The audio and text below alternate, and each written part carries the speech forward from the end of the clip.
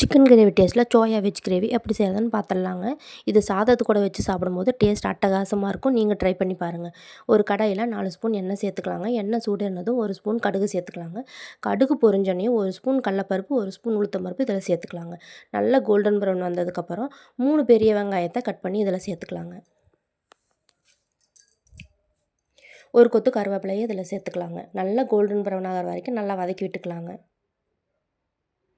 2 spoon இஞ்சி பூண்டு paste இதில் சேர்த்துக்கலாங்க.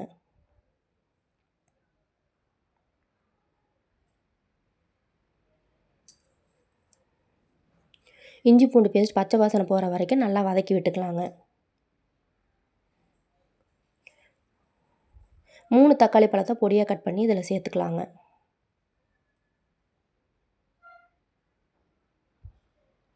2 காஞ்ச மிளகாயை கிள்ளி இதில் சேர்த்துக்கலாங்க.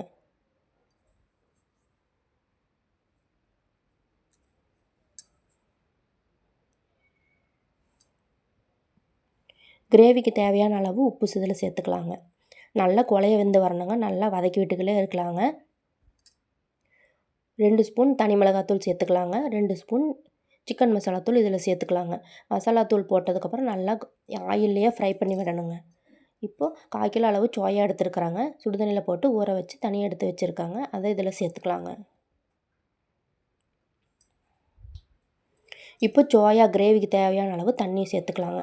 இப்போ ஸ்லோ ஃப்ளேமில் 15 நிமிஷம் வச்சு குக் பண்ணி எடுத்திங்கன்னா சோயா வெஜ் கிரேவி ரெடி ஆயிடுச்சுங்க. இது சாதத்து கூட சப்பாத்தி கூட தொட்டுட்டு சாப்பிட்றதுக்கு டேஸ்ட்டு சூப்பராக இருக்குங்க. ஃபைனலாக ஒரு கொத்தமல்லி தலையை தூவி இறக்குனீங்கன்னா சோயா வெஜ் கிரேவி ரெடி ஆயிடுச்சுங்க.